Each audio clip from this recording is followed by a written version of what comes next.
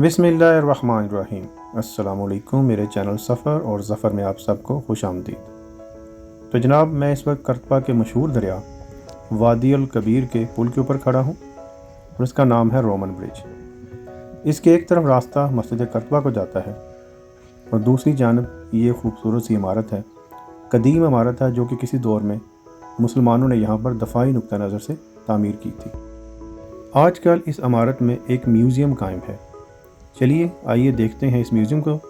और जैसा कि आप जानते हैं कि करतबा में जो इस्लामी दौर था उसमें तकरीबन हर शोबा है ज़िंदगी में बेपनाह तरक्की हुई थी और करतबा को उस ज़माने में उलूम व फ़नून का एक घर समझा जाता था।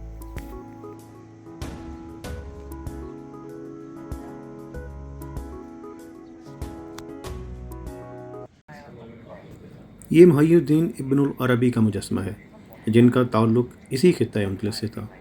आप उंदलस के एक शहर मूर्सिया में 1165 में पैदा हुए और एक बुलंद पाया के सूफ़ी थे। आपकी तसानीफ़ ने इल्म तसव्वुफ़ में एक गहरा नक्श छोड़ा और इसी वजह से आपको सुल्तानुल आरफ़ीन भी कहा जाता है। इब्न अरबी ने काफ़ी अरसा उंदलस में गुजारा और इसके बाद फिर वो दमिश्क रवाना हो गए और फिर वो अपने वफ़ात तक दमिश्क में ही रहे और वहाँ पर ही अपनी तालीमात से लोगों को फैज़याब करते रहे। अगर आपने मशहूर तर्किश ड्रामा अर्तुरुल देखा हो तो उसमें इब्न अरबी का एक किरदार था। तो जनाब, ये वही इब्न अरबी हैं और इनका ताल्लुक़ उंदलस से था।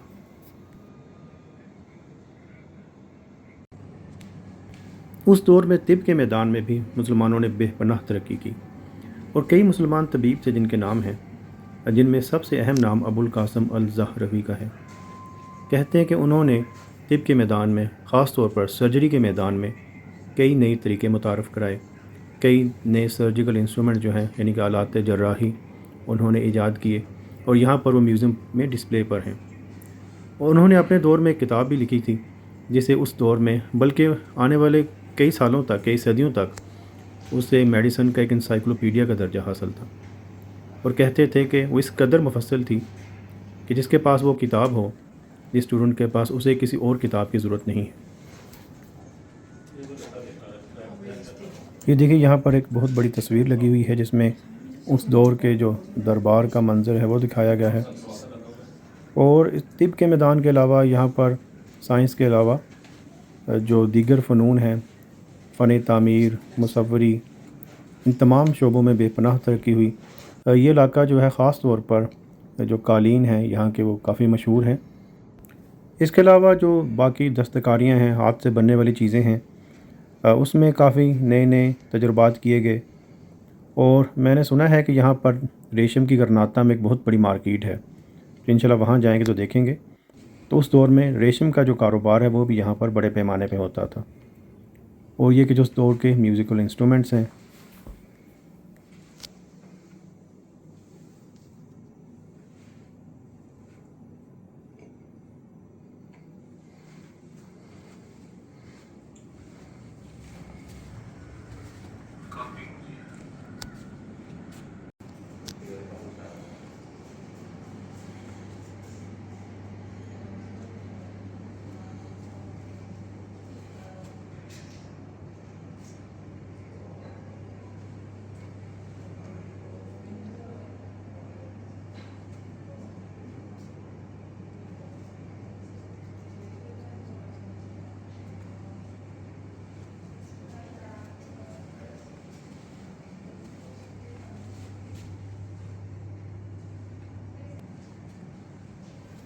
ज़राअत और ख़ास तौर पर आबपाशी के मैदान में भी उस दौर के मुसलमानों ने काफ़ी तरक्की की।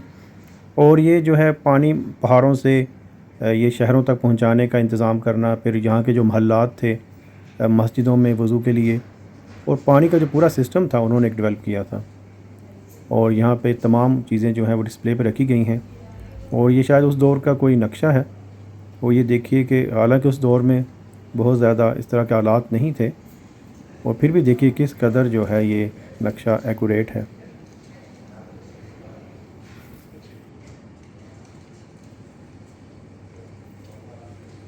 ये नक्शे में आप उंदलस का खिता देख सकते हैं और उसके नीचे बहीरा रूम है और फिर ये मिस्र का इलाका है, रेड सी है और साथ में सऊदी अरेबिया। तो हालांकि उस दौर में इतनी सहूलियात नहीं थी, लेकिन फिर भी आप देखिए कि किस कदर ये एक्यूरेट है।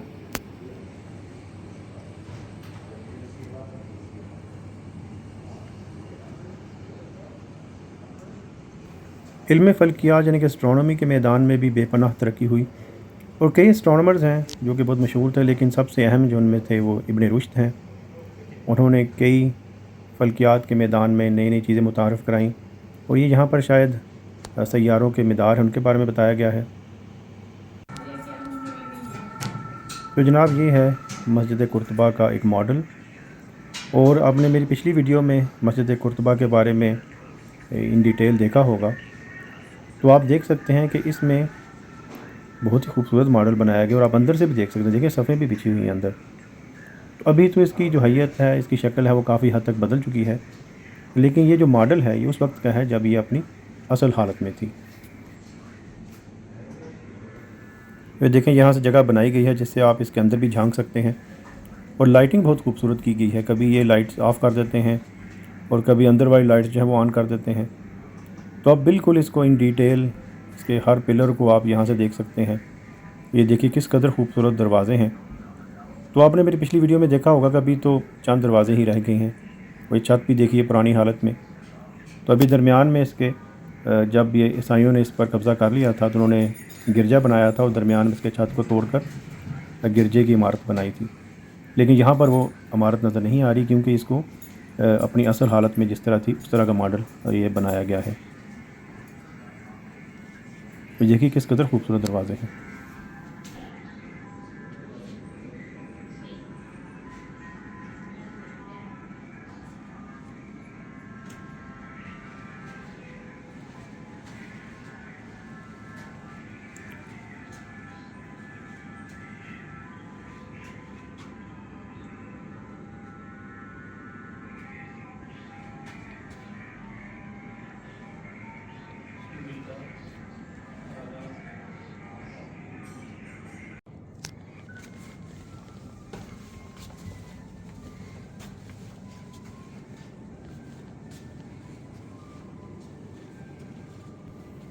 म्यूज़ियम के इस हिस्से में अलहमरा का एक बहुत ही खूबसूरत मॉडल रखा हुआ है। तो अलहमरा यहाँ की आप कह सकते हैं कि one of the top tourist attraction है और ये गरनाता में वाक़ है। तो आप साथ रहिएगा, इंशाल्लाह अगली वीडियोज़ में मैं गरनाता भी जाऊँगा। तो कोशिश होगी मेरी कि अलहमरा की एक डिटेल्ड वीडियो जो है वो बनाऊँ इसके मुख्तलिफ़ हिस्सों में। तो उस वीडियो को देखने के बाद ही शायद दोबारा हम इस मॉडल को देखें तो कुछ समझ आएगा कि असल में कौन सी इमारत है। लेकिन देखने में बहुत ही खूबसूरत है और बहुत ही इन डिटेल जो है इस मॉडल को बनाया गया है। अब देखें ना, ये बालकनियाँ सी बनी हुई हैं और ये सरू के दरख्त लगे हुए हैं, यानी बहुत ही ज़्यादा डिटेल है इसमें।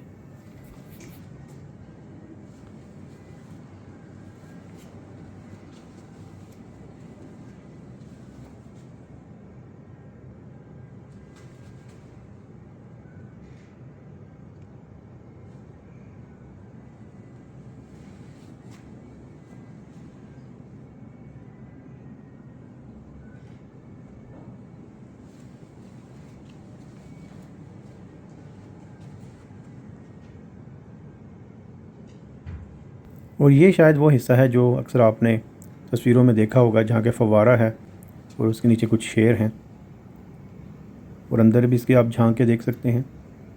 तो यहाँ पर भी जिस तरह वो मस्जिद कुर्तबा के मॉडल में लाइटिंग वगैरह की है, तो यहाँ पर भी बहुत ही खूबसूरत लाइटिंग की गई है।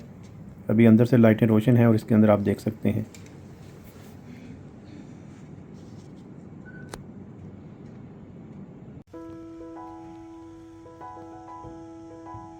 म्यूज़ियम के छत की तरफ सीधे जाते हैं तो आप इसके छत के ऊपर भी जा सकते हैं और वहाँ से फिर आप इर्द गिर्द जो कुर्तबा के मनाज़र हैं वो देख सकते हैं।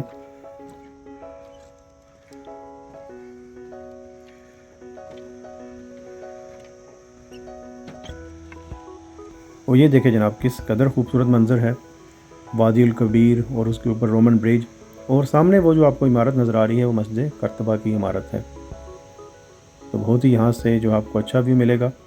तो अगर आपको म्यूज़ियम की चीज़ें देखने का शौक़ नहीं भी है तो आप, मेरा मशवरा है कि आप ऊपर आएँ। ये म्यूज़ियम के छत पर से आप इर्द गिर्द के इलाकों का बहुत ही खूबसूरत मंजर देख सकते हैं।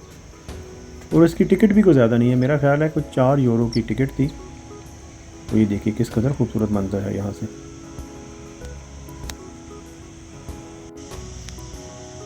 तो मेरा तो मशवरा है कि आप यहाँ पे ज़रूर आएँ और म्यूज़ियम के छत पे ख़ास तौर पे ज़रूर आएँ। अगर आप बाकी चीज़ें देखें तो ज़ाहिर है वो भी काफ़ी दिलचस्प हैं, लेकिन यहाँ से जो व्यूज़ हैं वो बहुत खूबसूरत हैं।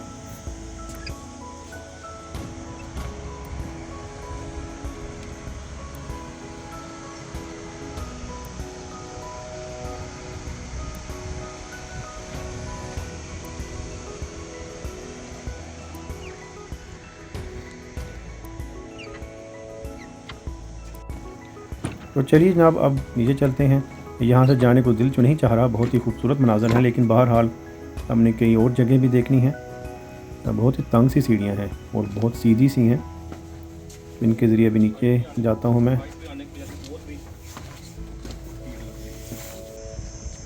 म्यूज़ियम से बाहर आकर इस वक्त मैं रोमन ब्रिज पर मौजूद हूँ और यहाँ से दाएं तरफ से एक रास्ता जाता है जहाँ से बिल्कुल आप दरिया के साथ पहुँच सकते हैं।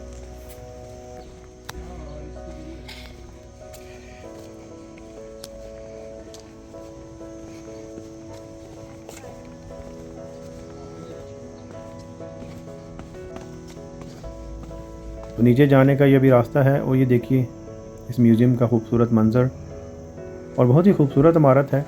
और यहाँ से गुजरते हुए तो ऐसा लग रहा है जैसे कोई मैं जिस तरह की इंग्लिश फिल्मों में पुराने स्टाइल के किले होते हैं उसी तरह का कोई किला है। और यहाँ पर शायद किसी दौर में पानी गुजरता हो, ये खंदक सी है, क्योंकि बहरहाल इस इमारत को दफ़ाई नुक्ता नज़र से ही बनाया गया था।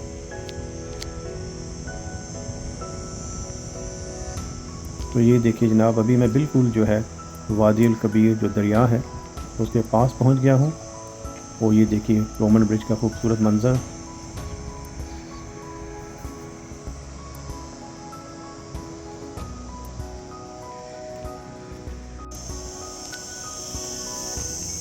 ये सामने एक कदीम सी इमारत नज़र आ रही है, चलें अब देखते हैं कि ये क्या है।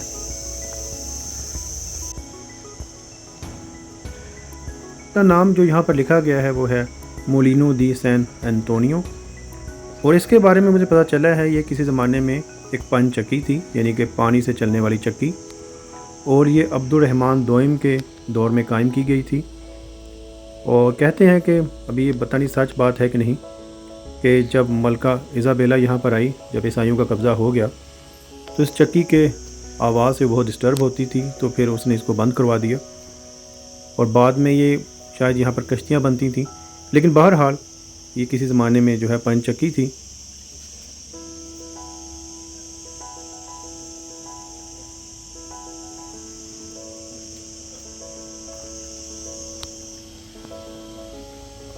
तो दरिया के पानी को इस्तेमाल करते हुए ये चक्की चलती होगी। तो आप देख सकते हैं कि उस दौर में किस कदर जदीद इन्होंने एक यहाँ पे मैकेनिज़्म बनाया हुआ है।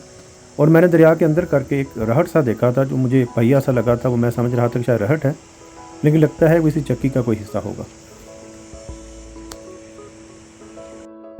ये देखिए जनाब यहाँ पर माल्टों के दरख्त लगे हुए हैं, उन पर माल्टे भी लगे हुए हैं। तो इस वीडियो में मैंने कोशिश की है कि मुख्तसरन यहाँ पर जो मुसलमानों का सुनहरी दौर था उसके बारे में आपको बताया जाए, म्यूज़ियम भी दिखाया जाए, लेकिन ज़ाहिर है इन डिटेल इस तमाम चीज़ों को कवर करने के लिए तो आपको बहुत ज़्यादा वक्त चाहिए। तो उम्मीद है मेरी वीडियो आपको पसंद आई होगी। तो चैनल को सब्सक्राइब कर दीजिएगा, नोटिफिकेशन का बटन दबा दीजिएगा ताकि आपको नई नई वीडियोज़ के नोटिफिकेशन मिलते रहें। तो अगली वीडियो तक खुदा हाफिज़। इंशाअल्लाह अगली वीडियो में आपसे फिर मुलाकात होगी। अस्सलाम वालेकुम।